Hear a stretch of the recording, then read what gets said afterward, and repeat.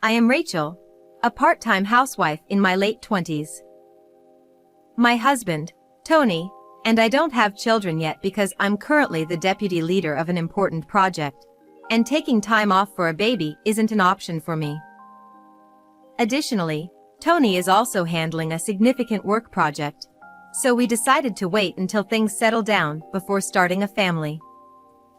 However, our peaceful life was shattered by an unexpected event. One night, Tony came home later than usual. He immediately undressed his suit and shirt, leaving them on the floor, and headed straight to the shower. Thinking it can't be helped, I picked up his suit, and a piece of paper fell out. Out of curiosity, I looked at it, and what I saw left me speechless with shock and anger. It seemed to be some sort of note that read, "I'll be waiting on the rooftop during lunch break. Let's make sure no one finds out about our affair." Although I wanted to confront Tony immediately, I decided to stay calm and put the note back in his pocket, thinking there might be more evidence to uncover. Little did I know that this small infidelity would lead to a major upheaval involving our entire family. After discovering Tony's affair, I did my own investigation. Hiring a private detective was too expensive for my current salary, so I gathered evidence myself.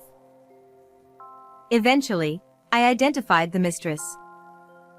Her name was Kathy, a 24-year-old recently hired as Tony's direct subordinate. Tony was her mentor, and their affair had been going on for several months. Despite Tony wearing his wedding ring and Kathy being aware of our marriage, they continued their illicit relationship. Unaware that I was collecting evidence of his infidelity, Tony nonchalantly praised my cooking at dinner, saying, "Rachel, your cooking is the best in the world." I forced a smile, knowing that revealing my investigation too soon would ruin all my efforts. Sometime later, my brother called me with surprising news. He said, "I want to introduce you to the woman I want to marry." My brother, in his early 30s and a section manager at a major company, had always been extremely busy, and I thought he might never marry. He planned a family dinner to introduce his fiancée and invited both Tony and me. Since Tony's company was a subcontractor for my brother's company, Tony agreed to attend, likely out of a sense of obligation. Though I was reluctant to introduce my philandering husband to my brother's future in-laws, I understood the timing and circumstances left me no choice. However, a few days later, Tony began acting unusually kind to me. He started bringing home my favorite desserts and sharing funny stories from work. This made me wonder if there was a chance to rebuild our relationship if Tony confessed and ended his affair completely. Although I had caught them together several times, their interactions were limited to meals and light physical contact, with no signs of a physical relationship yet. I hoped Tony had realized his mistake and stopped the affair, especially with my brother's important dinner approaching. I wanted to clear the air before the event. I waited for Tony to take the initiative, but aside from his increased kindness, he didn't mention anything. Recently, he hadn't gone out drinking and spent his weekends at home. We even went on a short day trip and enjoyed a high-end dinner together, making me let my guard down. However, my trust in my husband completely crumbled due to a certain incident.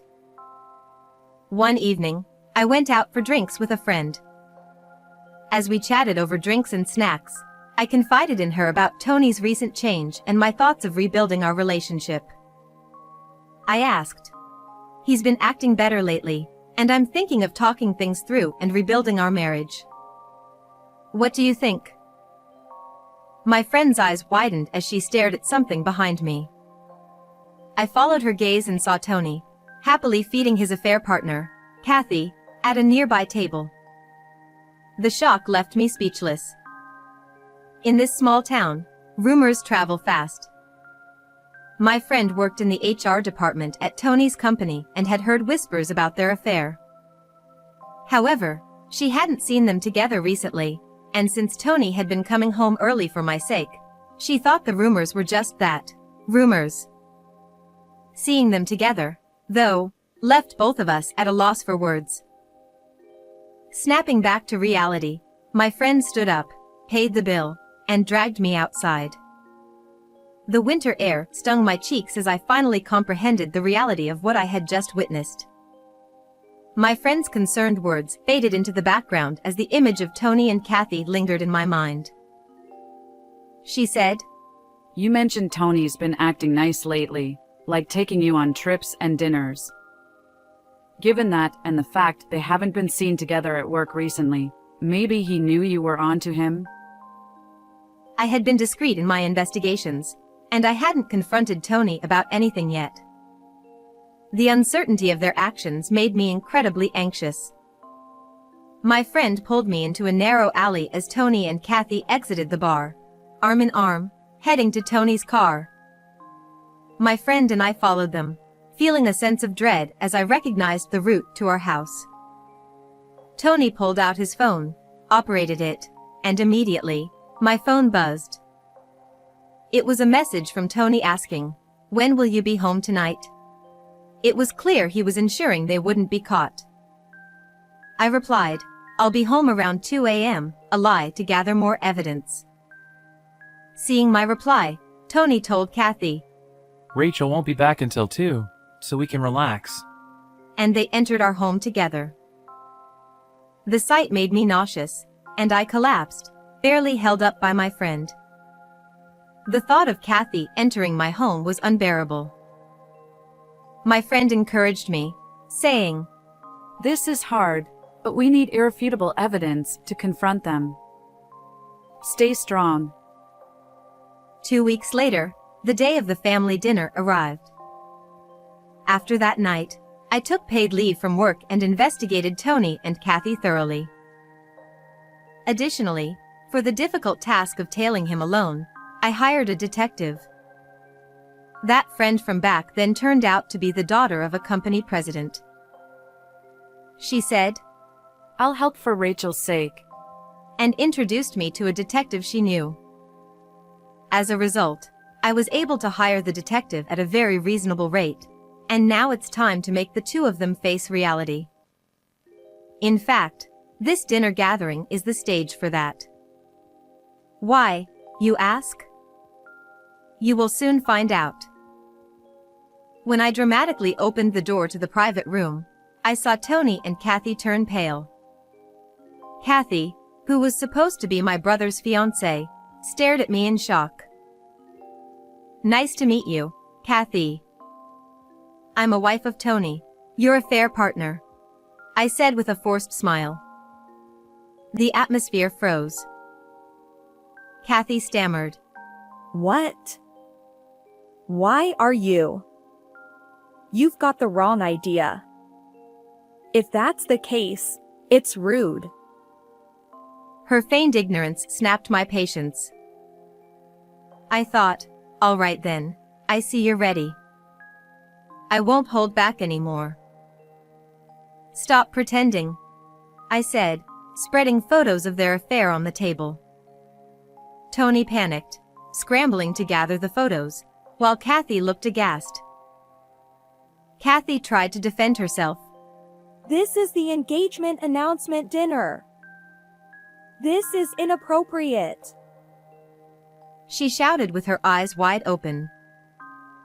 However, that doesn't matter. Thanks to the detective's investigation, I knew that this woman, despite being engaged to my brother, was continuing an affair with my husband and deceiving my brother as well. I countered. What's truly inappropriate is deceiving my brother and continuing an affair with my husband. At my words, Kathy fell silent. I continued. You've had affairs with married men before, right? And at that moment, you pretended to be unaware, playing the victim to avoid compensation and shifting all the blame onto the man. Isn't that right? Kathy's expression showed she realized how much I knew. By hiring a detective, it's easy to find out such things. This time, in case I found out, She probably planned to pretend she didn't know anything and escape from paying compensation by putting on a crying act. I turned to Tony, who was trembling, and said, "You only acted nice to me because Kathy suggested it, didn't you?" Tony, teary-eyed, denied it. No, Rachel, I only want you. It was a mistake. The relationship with her is over already. I was just enjoying the first few days. Please believe me. I sighed, placing more damning photos on the table, evidence of their affair in our home. My parents were stunned, Tony was frantic, and Kathy turned red, trying to hide the photos. Stop this. Kathy pleaded. Of course, I don't want to see these kinds of photos either, and I certainly don't appreciate being labeled as a cheated-on wife. Nevertheless, my friend advised me that I needed to be bold to punish these two. Kathy glared at me with tears in her eyes, trembling. Despicable. You're not the person I thought you were. This is way too much. She grabbed my collar and said that, so I shook it off. You would escape again if I didn't expose you. Like last time. I heard you got away last time by pretending to have a hysterical fit. No, it's not. That was... At that moment, a loud slap echoed as Kathy's mother struck her face. In front of me, her mother slapped her across the cheek, and I saw Kathy freeze with a frantic look on her face. What have you done? Apologize to Rachel. She demanded, but Kathy resisted. Her father grabbed Kathy's head to force to bow, and he also bowed deeply, said, I apologize sincerely for the terrible disrespect shown by my daughter.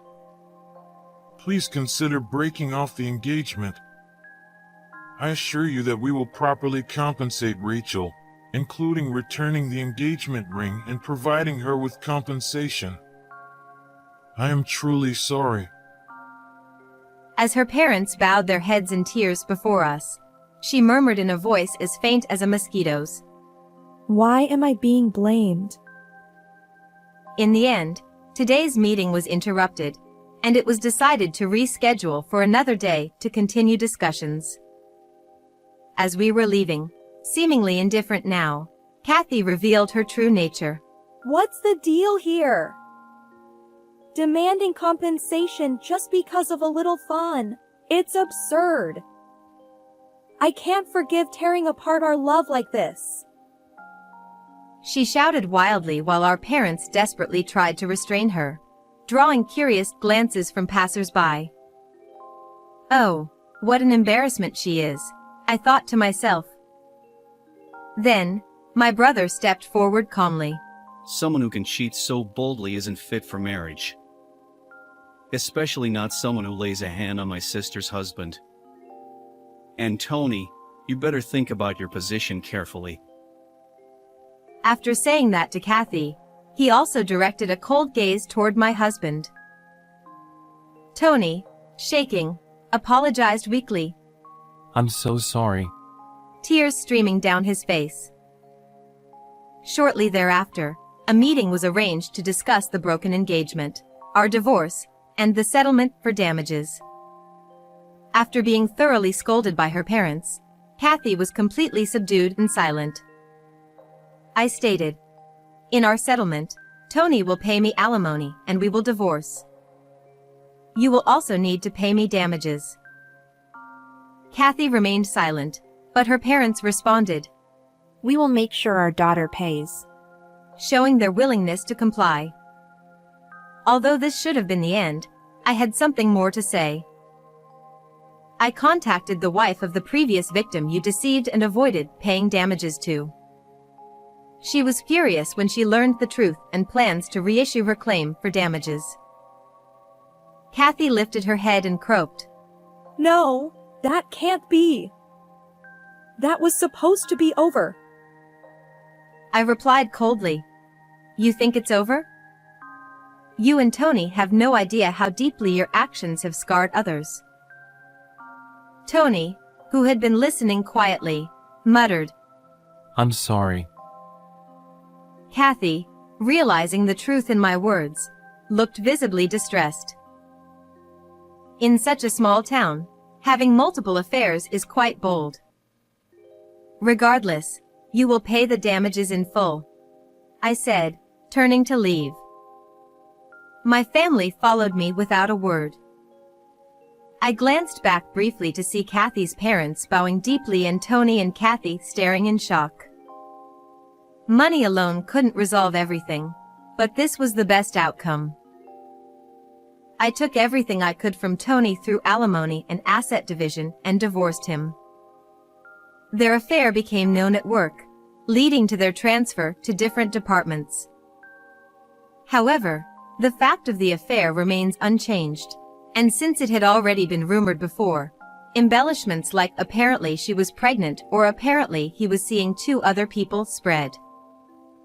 Because of this, the 2 lost their place and reportedly resigned. Later, I heard that Tony, desperate for money, was arrested for fraud. Then, by chance, I happened to see the woman desperately working as a cashier at a supermarket.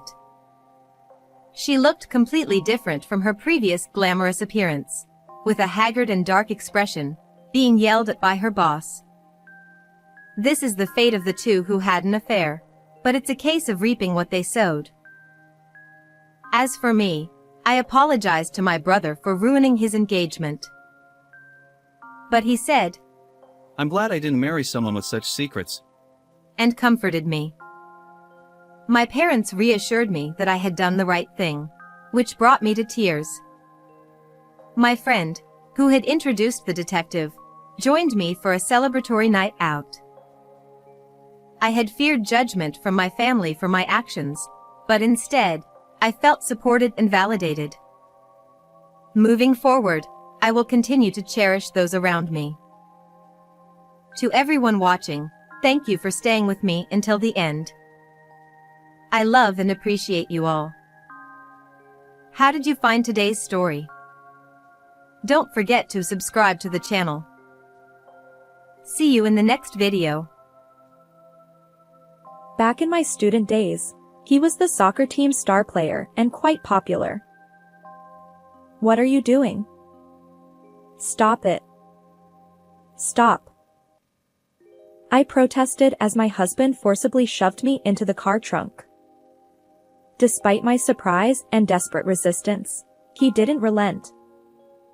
With a cold gaze, he closed the trunk. No. Let me out. My screams fell on deaf ears, and the car started moving. About an hour later, as the car came to a sudden stop, I heard a metallic crunching sound. Fear gripped me. What was that noise? Eventually, I realized it was the sound of the car being crushed. At that moment, I braced myself for the end.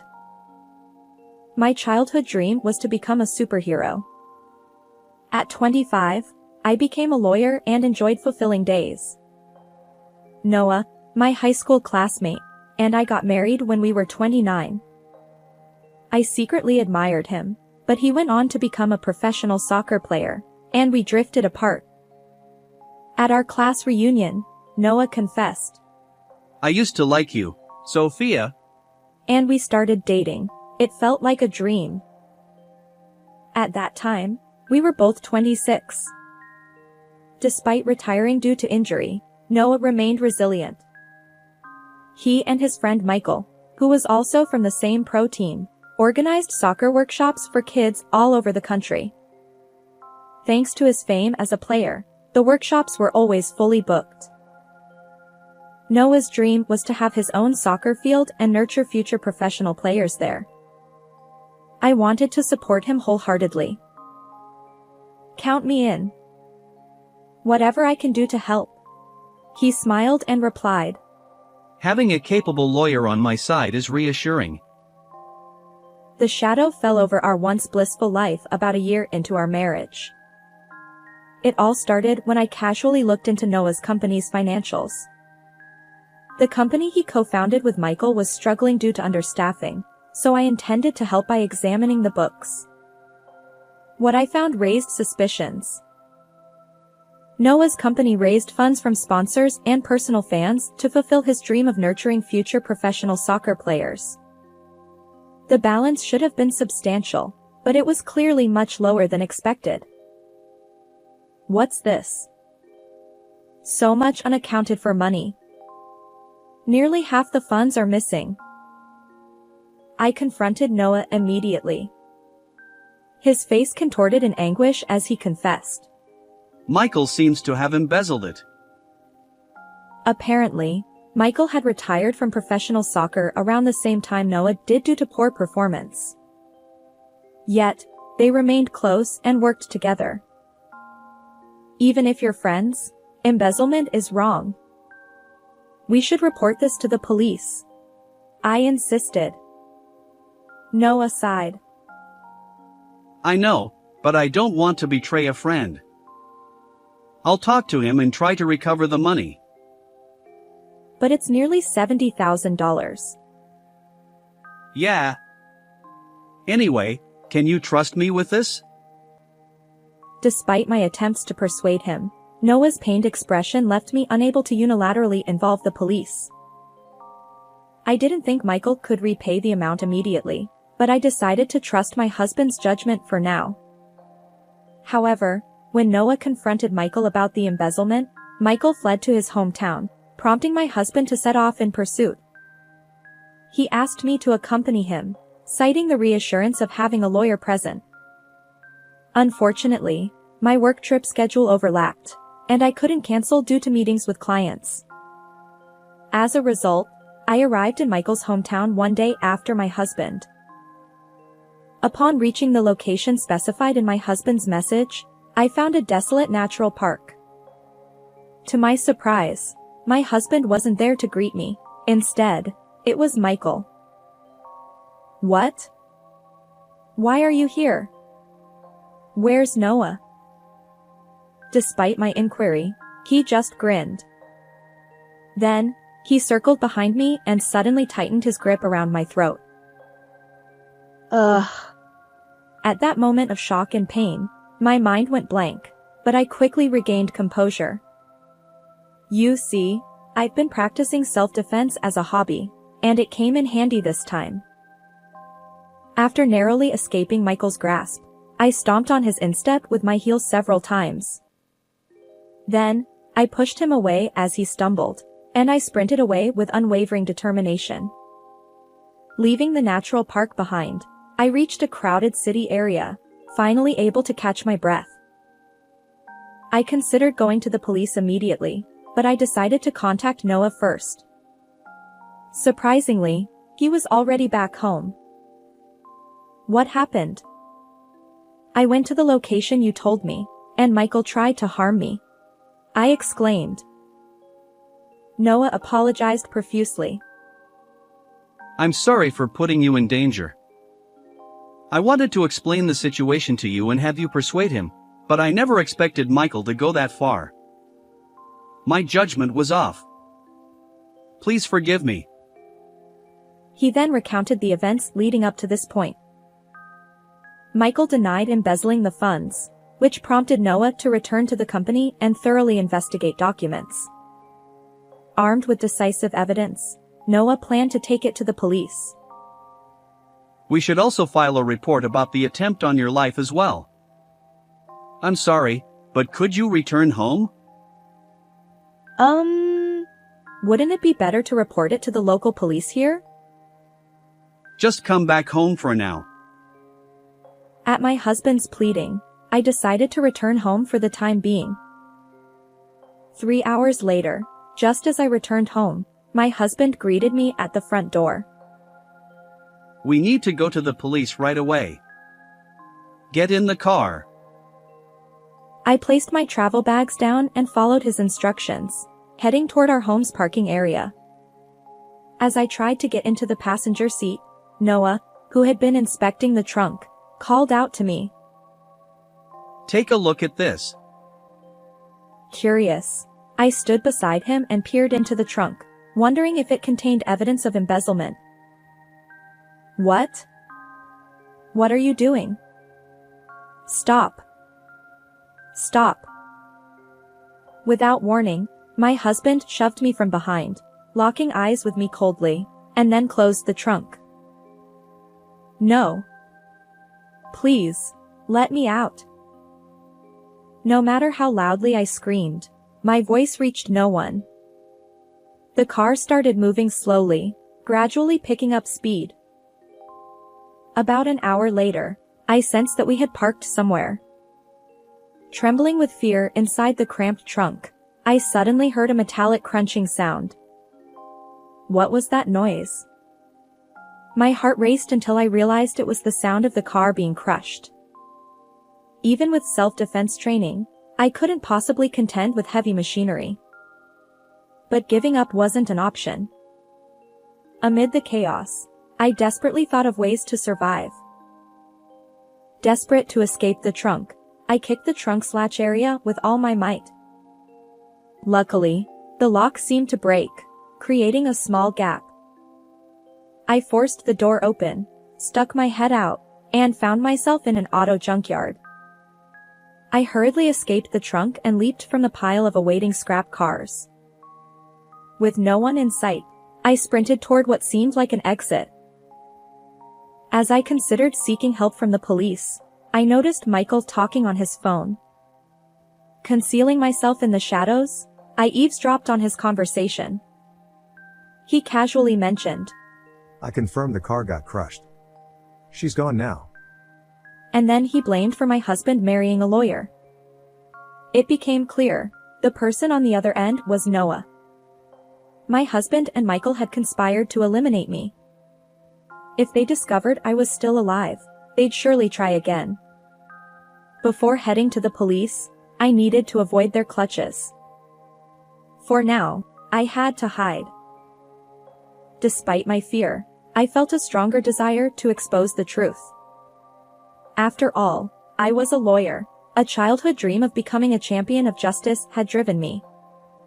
Sneaking out of the processing yard, I realized my smartphone was still in my pocket. I decided to contact my best friend, Mia. I arrived promptly at her apartment, where I recounted everything that had happened. Initially surprised, she eventually said, I suspected as much. Actually, there have been some rumors about your husband. As a TV director, Mia had access to various industry secrets. With her help, we delved into Noah's background. One by one, Noah's hidden facets emerged. Even though he was my husband, I couldn't turn a blind eye to his wrongdoing. Determined to uphold justice as a lawyer, I resolved to bring him to account.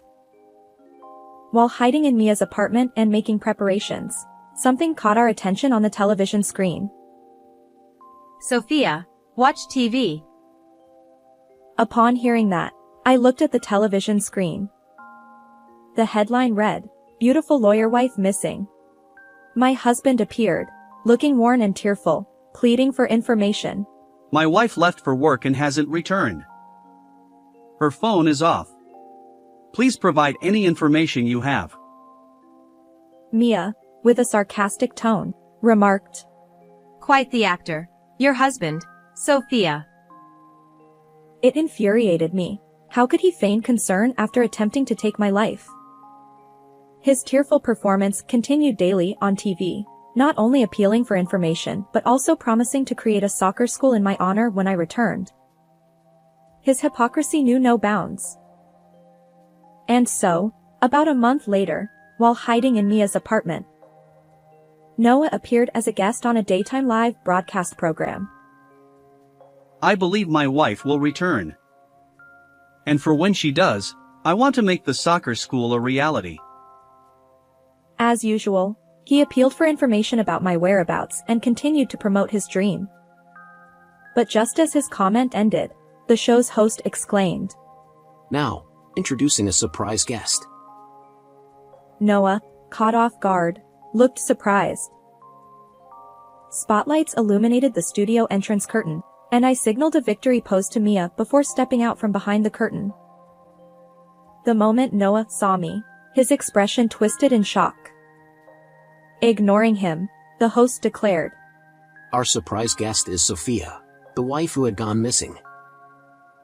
Applause erupted in the studio, but Noah remained dumbfounded, staring at me.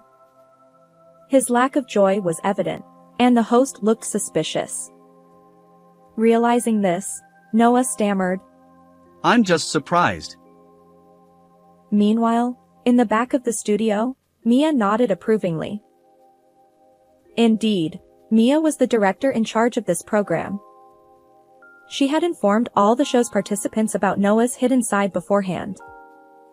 So, naturally, the host knew everything, yet he feigned ignorance and asked me, Where have you been all this time, Sophia? I replied, I was in hiding. My life was in danger. As I answered, the celebrities present gasped dramatically, exclaiming, What? The host also remarked. That's quite an intense story. Then, he turned to Noah and asked. Were you unaware of any of this? Noah stammered, I didn't know, of course. sensing the scrutiny around him. He hurriedly approached me, his tearful face attempting to embrace me. Sophia. I'm relieved you're safe. I was worried. But I pushed his outstretched hand away. The show's host chimed in. Huh. We were expecting a heartwarming reunion, but things seem different. An empty sentiment indeed. I stepped away from my husband and addressed the camera. Today, I'm not your wife. I'm here as a lawyer. Noah stammered. What are you saying? Oh, right. I need to let everyone know my wife is safe. As he tried to leave the studio, 2 staff members blocked his escape. Amidst laughter from the audience, Noah glared at me. What's going on? I just wanted to make a phone call. Where do you intend to contact? As I smirked, he hesitated for a moment, then sulkily rattled off, speaking rapidly. Family, acquaintances, your work colleagues.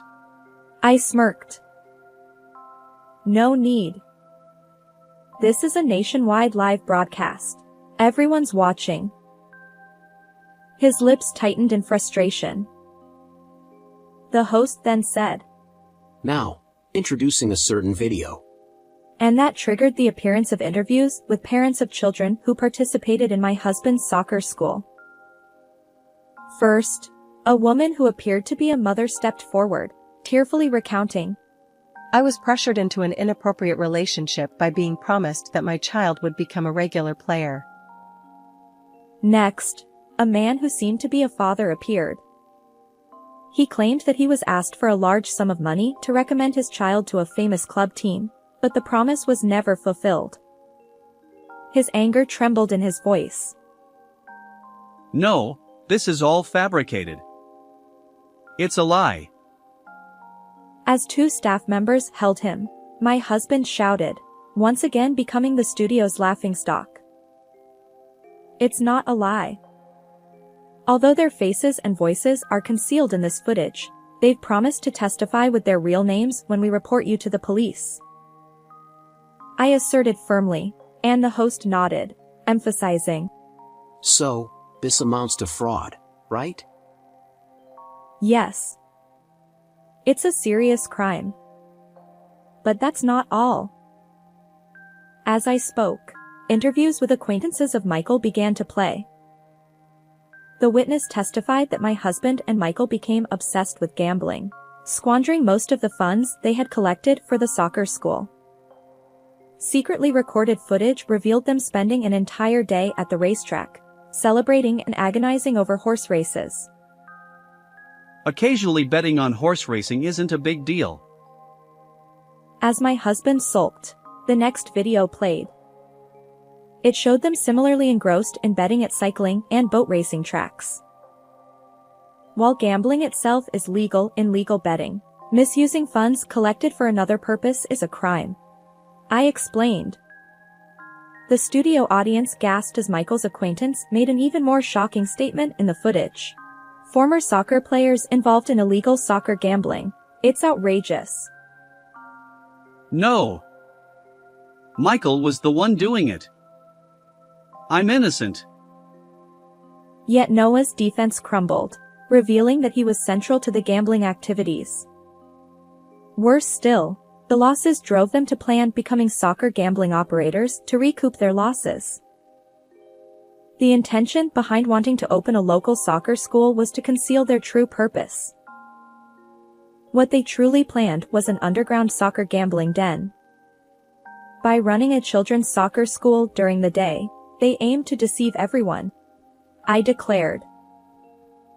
No. Stop making things up.